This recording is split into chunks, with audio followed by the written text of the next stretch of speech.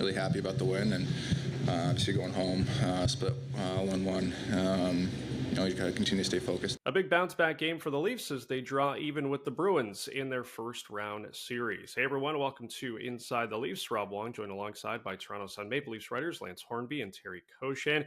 And, well, what a difference a game makes, guys. It wasn't a flawless effort by the Maple Leafs by any means, but they played about as good of a road playoff game as you can, with big games from most notably Auston Matthews and Ilya Samsonov. Terry, we'll start with you. What did you think of both of their games on Monday night? Well, the fact of the matter is, if you're going to win playoff games, you need your best players to be your best players. The depth guys got to do their thing too, but your best guys have to lead the way.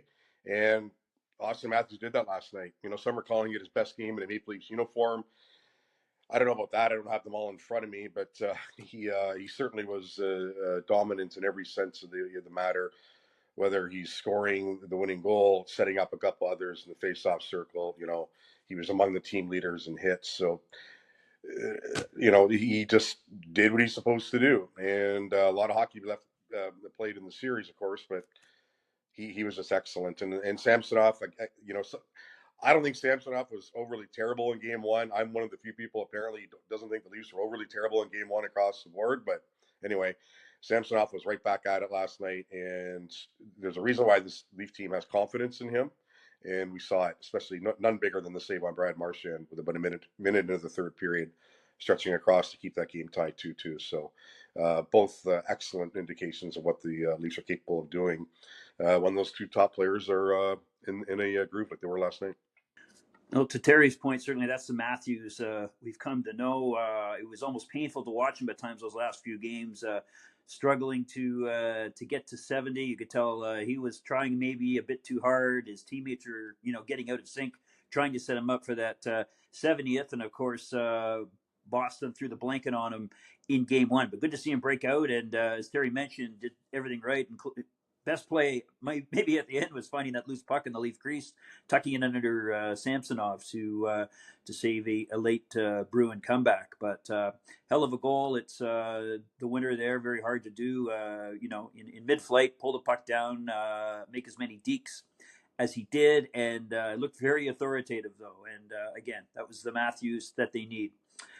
Samsonov, he's man of his word. He's been criticized a lot. Certainly, again after Game 1, I didn't think I was actually surprised so many people wanted him out of Game 1 based on a couple of meaningless games at the end. I think he's more than proven himself ready for the task over the past 2 months, and certainly bouncing back last night. Huge save on Marchand and a lot of other tight stuff, and the goals against him were, one on a power play that was a dumb penalty by McCabe, and a couple of others where people lost men in the slot. So good for him going home, and that's one less thing for Sheldon Keefe to worry about, is who the starting goaltender in Game 3 will be.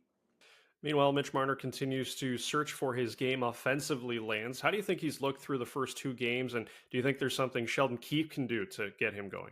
Well, Marner's a very strange animal sometimes. It looks like he's always been renowned for making something out of nothing in terms of offensive chances, and lately none of that has been there. Even his chances on the power play have been limited. I mean, he's got to accept his role of the blame for the way the inconsistency of the power play has gone. He's not on a shabby line. He's not playing with his buddy Matthews, and he likes to, obviously. And last night he got moved over there a bit, but being with John Tavares and Nyes, I think it's a pretty good line, and he's just going to have to play through the intensity of playoff hockey, and that has always not agreed with him. He's had his good games, but it's a lot different than facing a lot of teams that are out of the playoffs. The Bruins bring it, and where Marner is concerned, their checking is certainly working. Yeah, to me, I have full respect for what Max Domi and Auston Matthews have done together. And again, we see another great example of it last night. Mitch Marner is at his best when he's with Auston Matthews. And I just wonder how much further we go into the series that Mitch is not making an impact, that we see him and Matthews on different lines. Now, having said that, do you necessarily say that he replaces Domi there? Perhaps not. As Lance mentioned, I think they played nearly 2 minutes together as a line last night at 5-on-5. Matthews between Domi and Marner, and they look good doing it. So, I know we're going to get to Nylander here in a sec, but when he comes back into the lineup, does perhaps Keefe give more thought to loading up that top line. We'll see. But the fact of the matter is, through 2 games, like Lance is saying, this is not the Mitch Marner that we've come to know. And I get 2 shots on goal in game 1. He had 2 more last night in game 2. And, it's not so much that, it's the wizardry that we're so used to him seeing him do. It's just not happening. So, got to get him going somehow for game 3. But, like I said, I just think that at some point here, we're going to see a reunion of Marner and Matthews because, to me, they're one of the top 2 duos in the league, period. So as you mentioned, Terry, William Nylander yet to appear in the first 2 games with an undisclosed injury. If he is able to return for game number 3, Terry, who do you think comes out of the lineup and where does he slot in? Well, I guess the first reaction would be Nick Robertson didn't play 8 minutes last night, but he might be the first guy to come out. Where does Willie? You know what? To be honest with you, I don't know that Willie Nylander comes back for game 3. We saw the video of him doing some skating yesterday. Still not looking completely like himself, and the Leafs not on the ice today. We know how rare it is, Lance, for a guy to get into back into the Leaf lineup coming off any sort of injury without having gone through a full practice first. And with the way the Leaf schedule sets up, that might not be till Friday now, with the 2 days off between games 3 and 4. So, unless there's some sort of big recovery here that we're not aware of, and Willie's able to get on the ice at some point and really give it a good go, I wouldn't expect him to be back for game 3. Probably game 4 would be a better option. But put it this way, when he is ready to come back, he's in. There's no 2 ways about it, and whoever the forward is that comes out will have to live with it. But, the fact that Leafs are able to get a split in Boston without one of their top offensive players speaks to the things they're able to do as well.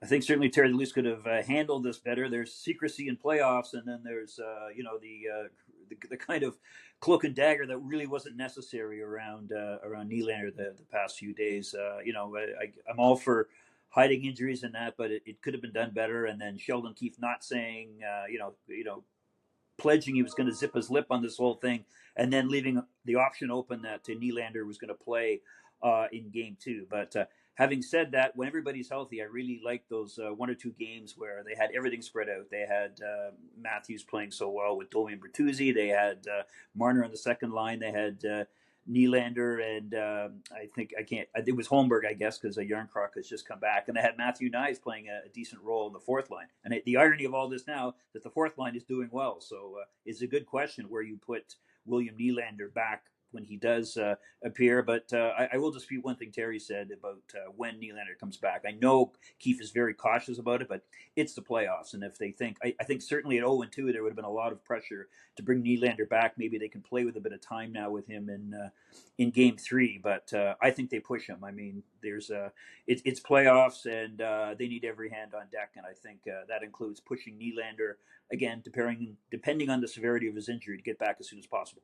To say that secrecy, like Lance, it's right. It's the problem with stuff like that is, like, we're not. If you don't want to come out and tell us what the exact nature of the injury, that's fine. But it leads to speculation about other things that aren't true, and it's probably not fair to the player. And the team just shrugs and moves along. But I think they could have been a little bit more transparent with it, like Lance is saying, without giving up state secrets. And quite frankly, as great as Nylander is.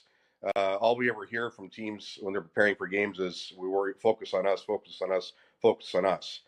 If whether William Nylander's in the lineup or not, I think the Bruins and Jim Montgomery just shrug and move on. So we'll see how the rest of the week plays out. But the fact they're coming home, like I said, 1-1 without him, that speaks to some of the really good things they did in game 2.